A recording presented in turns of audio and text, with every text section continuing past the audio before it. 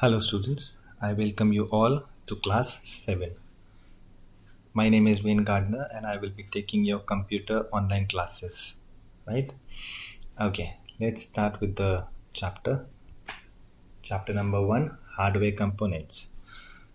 These are the few topics which we'll cover in this chapter. First one is anatomy of computer, internal hardware, external hardware, the input devices, the output devices and the storage devices. Okay, anatomy of computer. Now, a computer consists of two parts, right? The first one is hardware and the second one is software. Now, hardware is what? Something which you can touch and feel, right? Like the keyboard or the mouse. These are all the hardware components of the computer. Why? You can touch them, you can feel them, right? Hardware is of two types, internal and external. We'll study about internal and external in the later part of this chapter. Now, next is software. A software is a set of instructions which tells the computer what the computer has to do, right?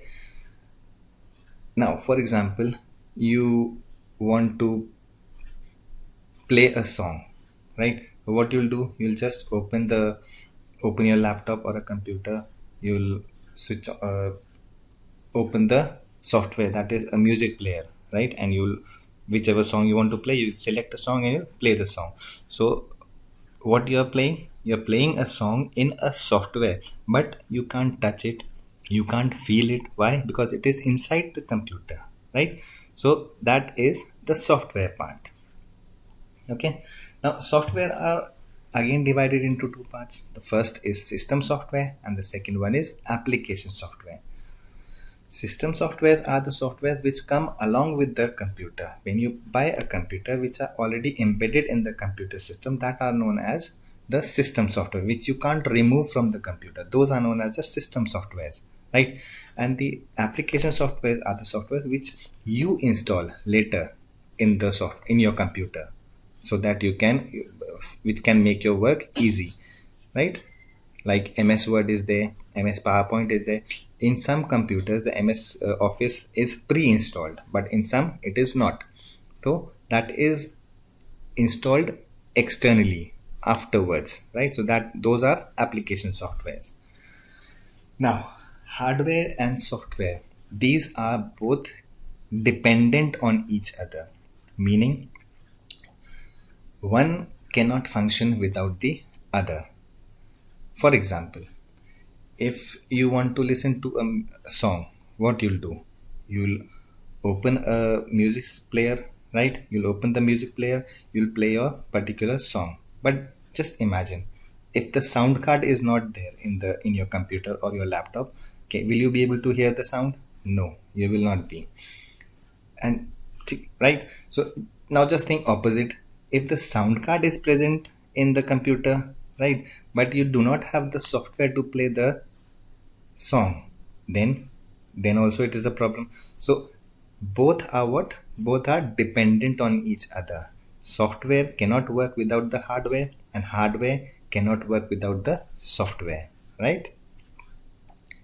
Let's go to the next topic, which is internal hardware. Now, internal hardware, as the name suggests, the internal part of the computer, the hardware which is inside the computer. It is not outside, they are inside the computers. They are known as internal hardwares, like the CPU, RAM, ROM, motherboard, sound card, video card, and etc. etc. Right? Let's come to the motherboard first. The motherboard is the main circuit board of the computer. All the, like this CPU, the memory cards, the BIOS, everything is embedded on the motherboard, right?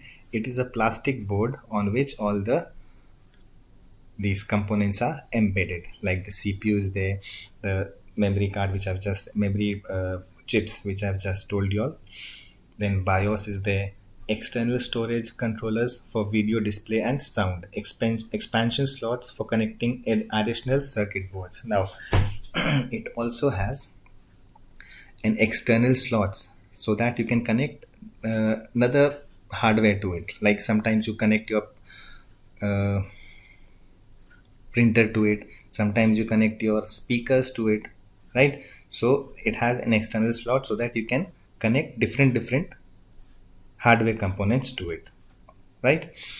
The second one is PCI, which is peripheral component interconnect. Now what is this? It serves as a connection between a computer's motherboard and any connected hardware. Now suppose a printer is connected to your PC, right? Now how will the computer know whether a new hardware like a printer or a mic or a keyboard is connected to the computer? The computer comes to know through this PCI, peripheral component interconnect, right? The next part is your sound card. Now, sound card, as I've just told you a little while ago, the sound card, through sound card, you are able to hear the sound, right? If you want to listen to any music, if you want to see a cartoon on your laptop, if you want to watch a movie, everything has a sound, right? Now, if the sound card is not present, you will not be able to hear the sound. The video will be displayed, but the sound will not be there. Why? Because the sound card is not present in it, right? Next is video card. Now sound card is there, video card is not there. So what will happen? You'll be able to hear the sound, but no video will be displayed. Why? Because the video card is not present in it. Okay. Then next is your CPU. The CPU is the main unit of a computer. It is alternately referred to as microprocessor. The CPU. What is a CPU? You must have heard about Intel i3, i5, Intel i7, Intel i9. These are known as the CPUs, the main part of the computer, right? It controls all the instructions, whatever instruction you give to the computer, all the instructions are passed to the CPU for processing. Whatever processing is done, it is done by the CPU. Okay. So this is why the CPU becomes the most important part of a computer. Now it has three parts. First one, the memory unit. Second one, arithmetic logical unit. And the third one is control unit. The memory unit. It is the principal storage of the computer. Everything, whatever you store in the computer is stored in the memory unit of the computer, right? The second one is arithmetic logical unit. Now all the calculation part, whatever calculation you provide, you want the computer to do any calculation, all the calculation part is done through the arithmetic logical unit. Okay. Now last one is your control unit. Control unit controls the operation of every other component of a computer system. This unit also controls the transfer of data and instructions among the other units of the computer. Now if I'm typing anything, right, how the computer will know what I have typed? Okay. So that information is controlled by the control unit.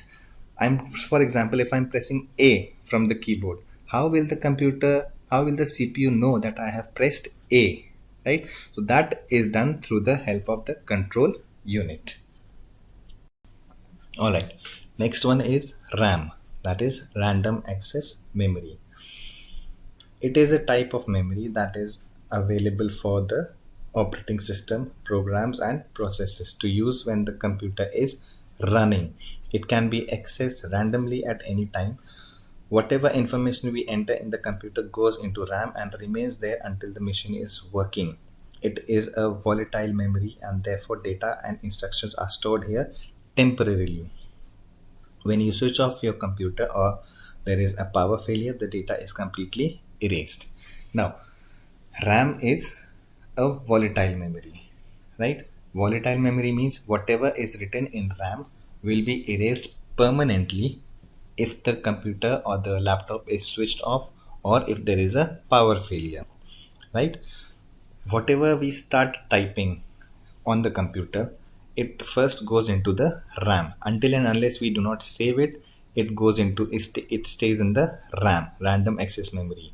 And if we have not saved it and suddenly there is a power failure or we switch off the computer, then that data will not be saved, it will be erased, right?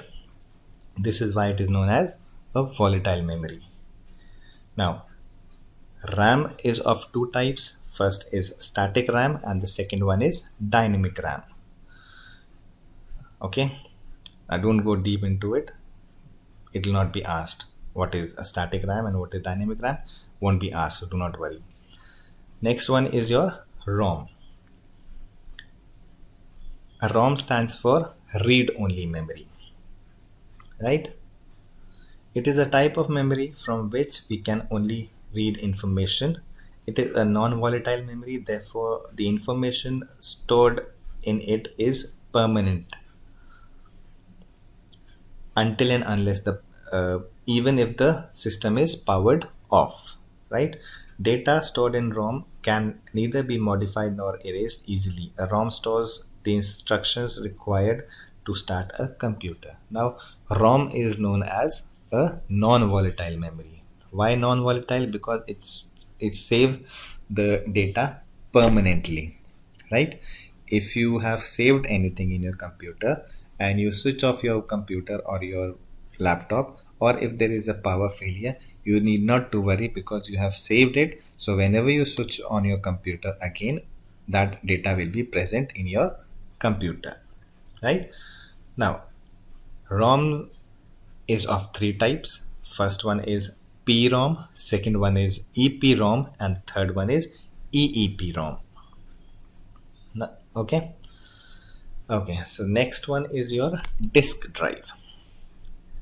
A disk drive is a hardware component in a computer that enables users to read, write, delete, and modify data on a storage disk. It is either a built-in or external component of a disk that manages the input-output operations of a disk. Disk drives are of several types such as hard disk drive, CD drive, DVD drive, etc. The most commonly used disk drive is the hard disk drive. Now, the most commonly used disk drive is your hard disk, which what does it do? All the disk drive, be it a CD drive, be it a DVD, be it a hard disk, what is the function of all the drives? They save data, they can store data in them, right? Now, hard disk is one is internal and the other one is external. One is internally inside the computer and one is external. We can attach it from outside, right? All the drives, the disk drives, have a function to store the data, right? Okay, so the next one is switched mode power supply or SMPS. Switched mode power supply is essential for safe running of power consuming electrical and electronic appliances. SMPS uses a switching regulator to control and stabilize the output voltage by switching the load current on or off. It transfers electric power from a source to a low voltage direct current. It always supplies a well regulated power to the monitor, to the motherboard, and other parts of a computer and saves power. It has a built in fan to release the excessive heat during the time computer is in use. Okay, now what some of you must be using a stabilizer at home for your electrical appliances like a refrigerator or a television. Now, what is the work of the stabilizer? It stabilizes the electric current. Supposing the power goes off, there's the power failure, right? Now, when the power comes back, what happens? There may be a case that instead of the limited amount of power which a refrigerator needs, there is a more power supply. So what will happen if there is a more power supply? Your electrical appliances like your refrigerator can get damaged, right? So this stabilizer, it stabilizes the electric current, and it only provides the amount of electricity which is required by the refrigerator to run. It will not let more electricity to pass to the refrigerator, so that it does not get damaged, right? Same is the work of the SMPS. It does the same thing for the computers, right? Next one is modem. Now modem stands for modulator demodulator, right? What does it do? It is a device which allows a computer to send or receive information through telephone lines by converting digital data into an analog signal. Modulator converts digital information of a computer to analog mode at the transmitting end, and the demodulator further converts back the analog signals to digital at the receiving end. Okay, now what happens here? When you're sending an information, for example, you're sending an email, right? So what will happen?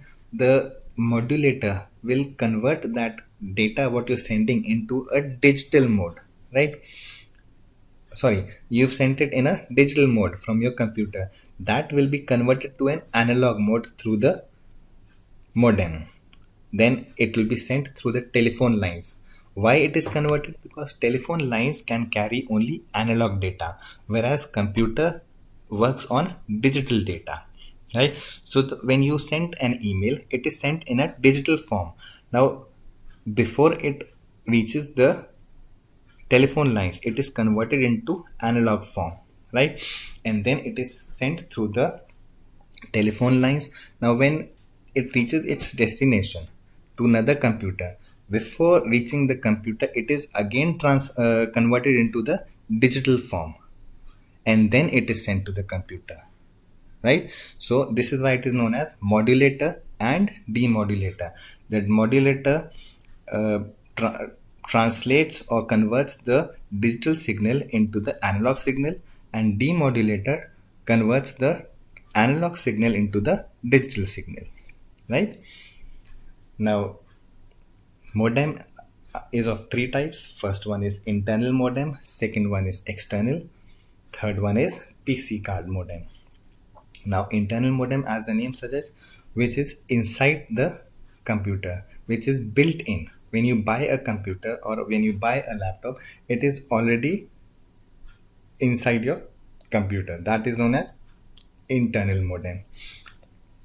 Second one is external modem. A computer which does not has an internal modem attached to it, you can attach it externally from outside. That is known as your external modem, right? And the third one is PC card modem. Is specially designed for laptops and handheld computers.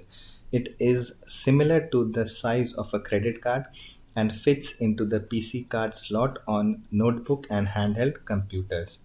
So no cable is required other than the telephone lines connection. One can remove this modem when it is not needed. Except for its size, PC card modem is like the combination of external and internal modem. This card is powered by a computer. Now, it is similar to the size of a credit card which can fit into your PC card. Now, there is a slot for the card, right? For the memory card, right? So, it is a size of that only, and it can fit into your that slot. Then you can use a modem like a PC card, like your credit card or a debit card, right? Next is your heatsink. A heatsink is an electronic device which is designed to disperse the heat generated by the CPU. It is made up of metal such as copper or aluminum alloy and normally uses a fan to keep the processor cool. Now you must have seen, if you have a desktop or if you have a desktop has a fan at the back of the CPU, right? And a laptop has also a fan at the side of it, right? When you must have heard, when the if you use a computer or a laptop for a longer period, it starts generating heat. So that heat comes out through this heat sink. What all the heat is thrown outside, so that the CPU, the inside part of the computer, remains cool, and so that it doesn't get damaged, right? So all the heat produced inside is sent outside by the heat sink, so that your computer remains functions properly, doesn't get damaged, right? Now, next is ports. A computer port is a slot on the motherboard that acts as a point of connection between a computer and an external device. Now, you have different ports on your computer. Like there is a port, HDMI port, to connect a projector to your laptop. There is an USB port through which you can connect your pen drives to the computer. Then there is an audio port, this headphones port, you can connect your headphones to it. Then there is a mic port, which through which you can connect your mic also to it, right? So there are different ports through which you can connect different devices to the computer, right? Next is your external hardware, the component which is connected to a computer from outside, that those are known as external hardware. For example, a keyboard, a mouse, a printer, a hard disk, external hard disk, right? These are all connected all are connected externally to a computer, right? So this is why they are known as external hardware. So let's start with the input devices. The data that we give to a computer for processing, that data is known as input, and the devices through which we give the instructions to the computer, those devices are known as input devices, right? Now, these instructions which we give to the computer are converted into the binary form, binary codes, that is 0 and 1. If you remember, we've studied this in class 6, right? Whatever we type is first converted into the binary form, and then it is sent to the CPU for processing, right? All right. Now, following are the input devices. First one is your keyboard. Through keyboard, you can provide input to the computer. You can type your whatever information you have to provide, whatever you have to type, you can type it through the keyboard and send it to the computer. Second is your mouse.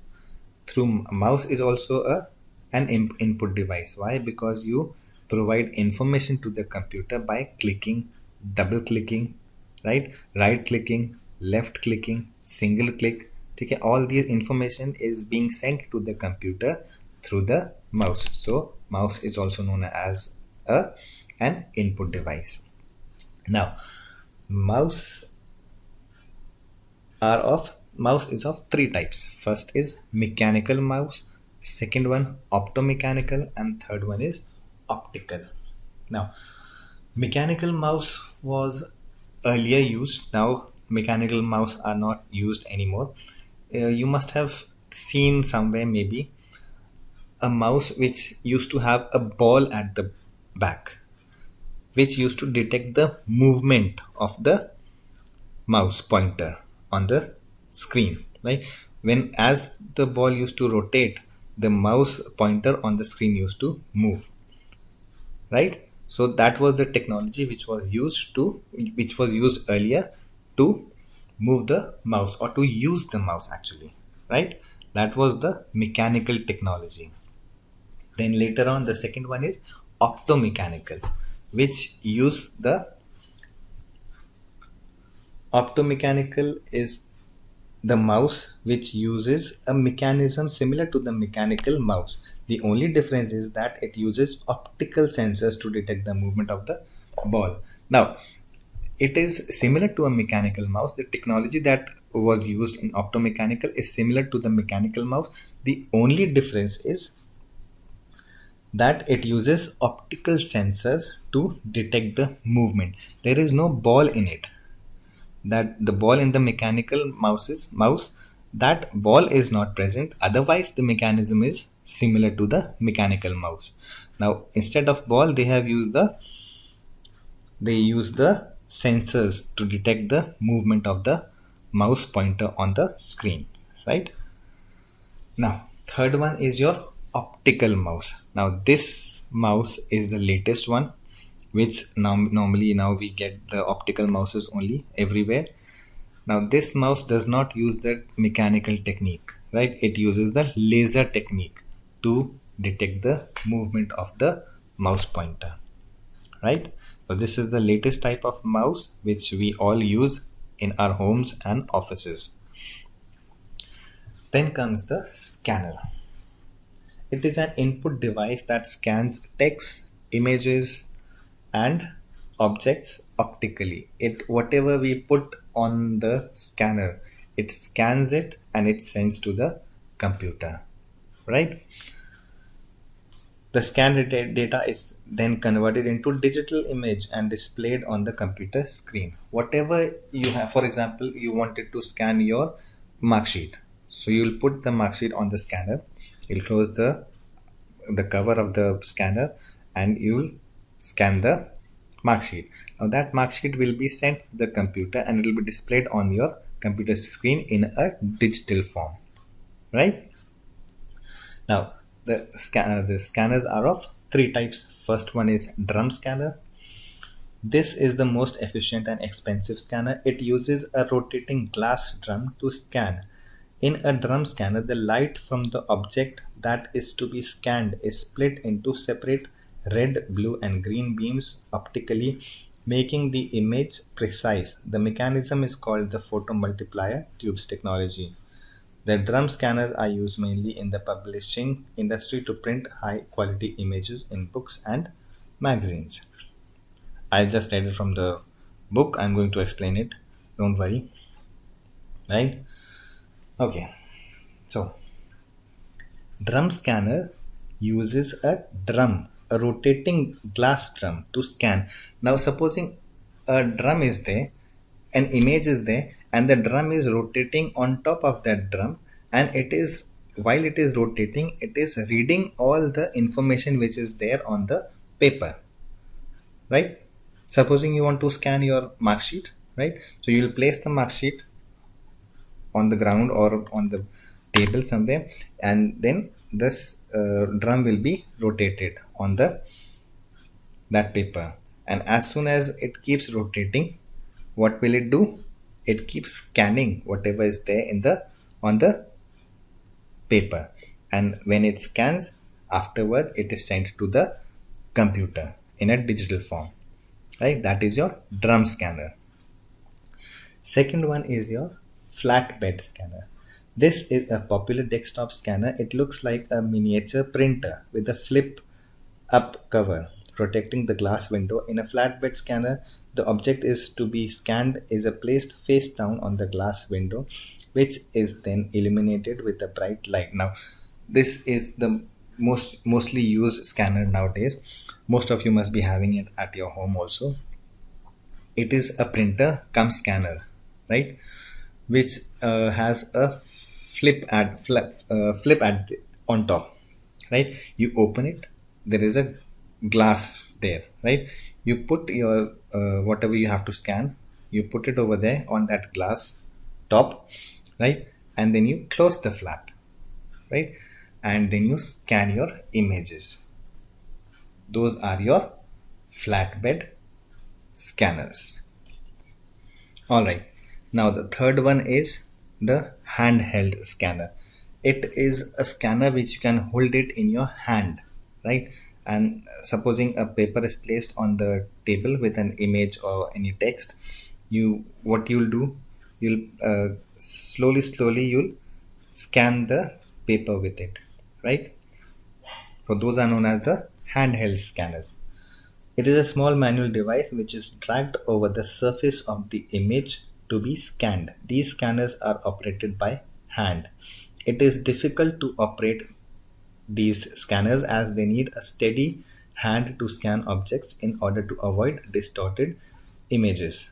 Okay, supposing on a table and a paper is kept which has an image, you want to scan that image and send it to your laptop or computer, right? So what you'll do, you have a handheld scanner. uh, One side there is a glass on it which scans the image, and other side you hold from that side, right? And you place the image on the table on any flat surface. Then you place that glass part on top of the image, and then you slowly move your hand till the end of that page, from the beginning till the end of the page, right? That's how the handheld scanner works, and it sends the image to the computer. The only it is difficult to use this handheld scanner. Why? Because when you are moving your hand, if your hand shakes, then your image will be distorted, right? So it is a bit difficult to handle these types of scanners. Next is your microphone. It is also an input device which is used to record and store your voice or any other sound into a computer, generally as a .wav file. It is also used for recording a narration in a PowerPoint presentation. It is used as a separate component for desktop, but can be seen as an integrated component in some laptops.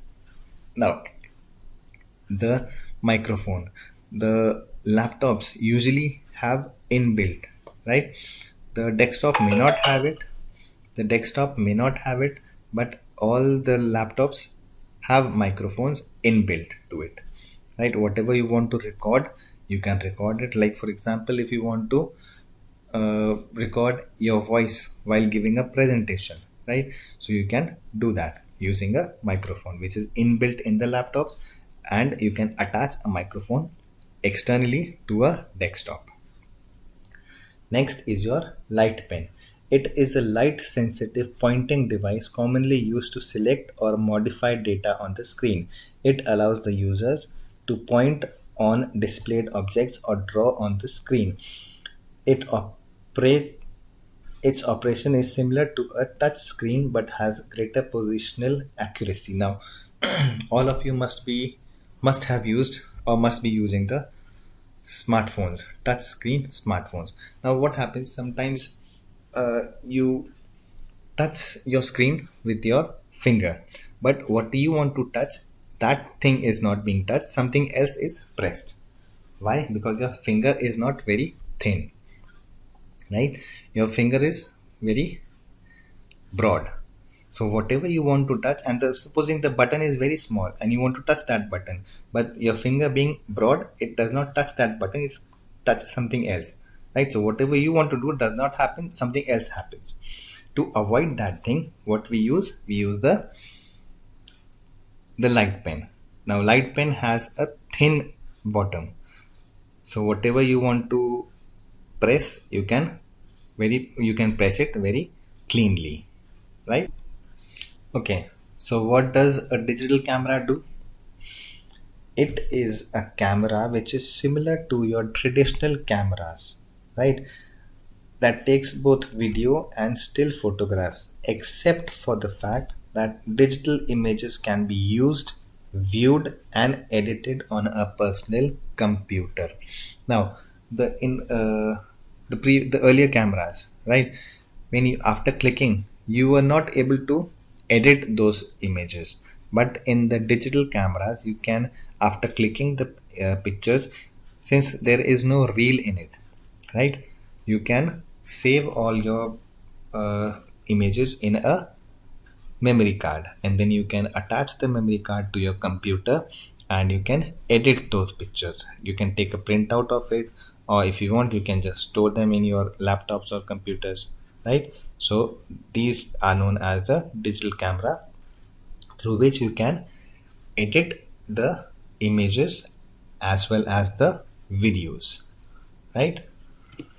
Okay, next topic is your output devices. The devices which are used to display the processed data, the data which is processed by the CPU, right, in a readable form. These types of devices are known as the output devices. Like a monitor, what does a monitor do? Whatever information is is after being processed, it is sent to the monitor, and the monitor displays that information on the screen, right? So monitor becomes one of the output device, right? Whatever the information it gets from the CPU, it displays it on the screen, right? Now, so this becomes the first output device. The second output device is your printer. Now, whatever information was sent by the CPU, it is displayed on the monitor.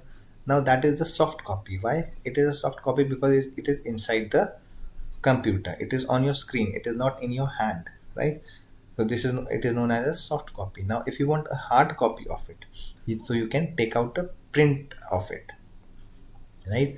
So when it comes out through a printer on a piece of paper and you get it on in your hand, that is known as a hard copy, right? It is the same thing. Whatever you have written, whatever information was there on the monitor, same information is there on the piece of paper.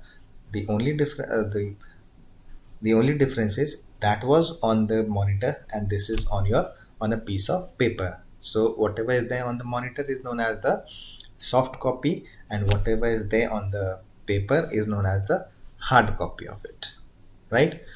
Now, printers are of two types: impact and non-impact. Impact printers are the printers which impact on the paper, right? You must have seen typewriters. How does a typewriter work? When you press a key on the typewriter, a letter is impacted on the piece of paper, right? And this is how the letter is printed on that paper, right? The same way in impact printers also, when any letter has to be printed, it impacts on the piece of paper to print that particular letter. On the other hand, the non-impact printers are the printers which do not impact on the piece of paper. Without impacting on the paper, it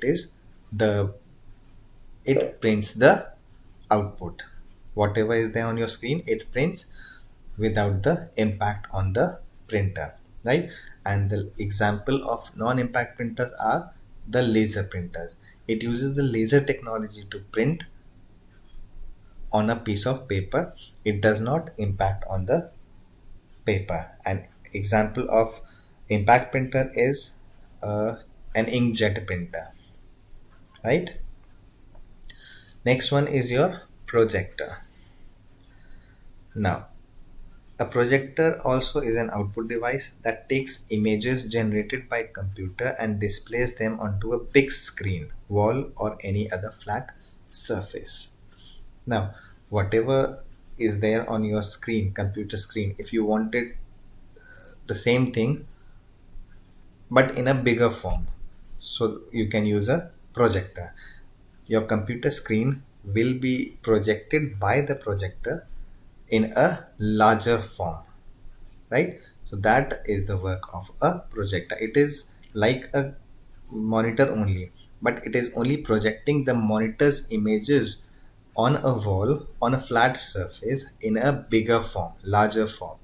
All right, so that is known as a projector. A projector is commonly used in a school classroom for teaching, at a meeting in an office, in cinema theaters for projecting movies, right? When you see a movie in a hall, on the screen, whatever the movie is going on, it is being projected from the back, from the projector, right?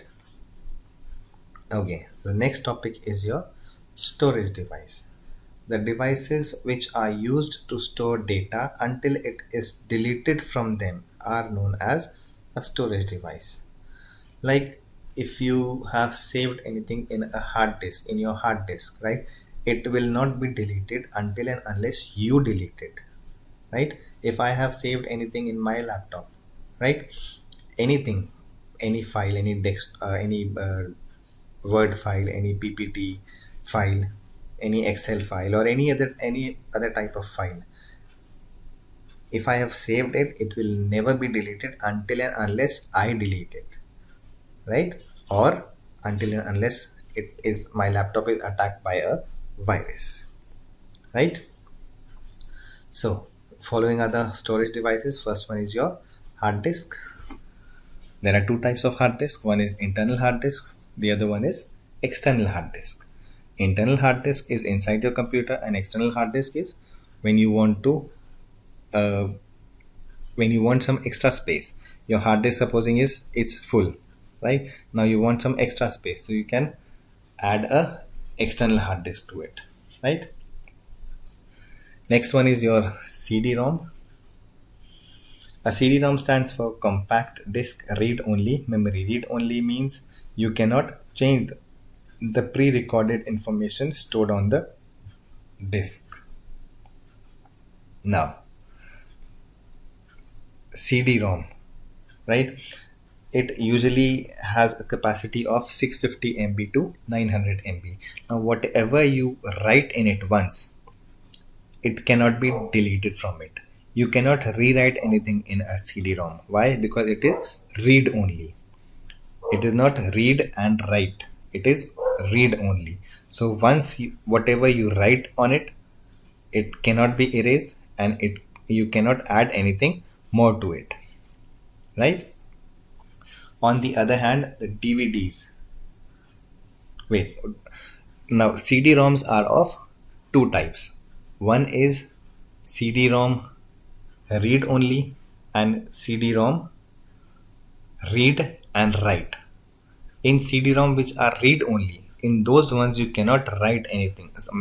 You cannot, once you write anything, you cannot delete from it, right?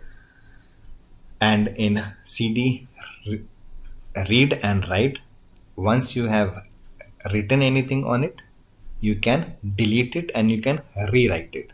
So there are two types of CD-ROMs. One is CD-ROM read only, and the other one is CD-ROM read and write. Okay. Next one is your DVDs, or digital versatile disc. Now it is similar to a CD-ROM look wise. It looks similar to a CD-ROM, but it has more data. A CD-ROM has around 600 MB to 900 MB data it can store, but a DVD can store up to 4.7 GB to 17 GB of data, right? Okay, so it has more space. A DVD has more space than a normal CD. CD can store data in MBs, but DVDs can store data in GBs, right? Now DVDs are of three types. First one is DVD-R, which is DVD readable only, means you can only write it, you cannot erase anything from it. The second one is DVD-RW, which means you can write anything to it and you can delete anything from it. And then the last one is DVD plus R and DVD plus RW, means an advanced version of DVD readable and DVD read and write. The next is your Blu-ray disc. Blu-ray disc is a new optical disc format that is rapidly replacing a DVD. Now Blu-ray discs are the latest one which are replacing the DVDs. The name Blu-ray disc is derived from the blue-violet laser which is used to read and write this type of disc. The disc has the same dimension as a DVD and CD, but can hold up to 25 GB of data on a single layer and 50 GB of data on a dual layer disc. Now a Blu-ray disc can store up to 25 GB of data on a single layer and up to 50 GB of data on a double layer, right? A Blu-ray disc can store up to 6 times the data stored in a regular DVD, right? A DVD can store maximum up to 17 GB, but a Blu-ray disc can store up to 50 GB of data, right? Now, the last topic is the flash drive. flash drive, also known as a pen drive. Now, it is a small and portable flash memory data storage mainly used to transfer audio, video, and data files from the hard drive of one computer to another. It is removable and rewritable. It is plugged into the computer's USB port. It consists of a small PCB printed circuit board which contains the circuit element and a USB connector that is electrically insulated and protected inside a plastic, metal, or rubberized case. Flash drive is also called pen drive or thumb drive and is available with storage capacity of up to 1 TB of data and is further planned to have its capacity to 2 TB. Flash drives are also known as pen drives. They can be put into a computer. One computer can be used to transfer data from one computer to another computer, right? And they are very small in size. They can be carried in your pocket, in your hand, right? And they can store a data up to 1 TB, that is 1 terabyte, right? And they are planning to make it up to 2 TB, that is 2 terabyte, right? So that was the last topic of your chapter. I hope you all have understood. If not, I will, whenever the school reopens, I will revise the chapter, right, in short. I will not be teaching the entire chapter again, but I will revise the chapter in short again whenever the school reopens, right? So all the best. Stay home and stay safe. Thank you.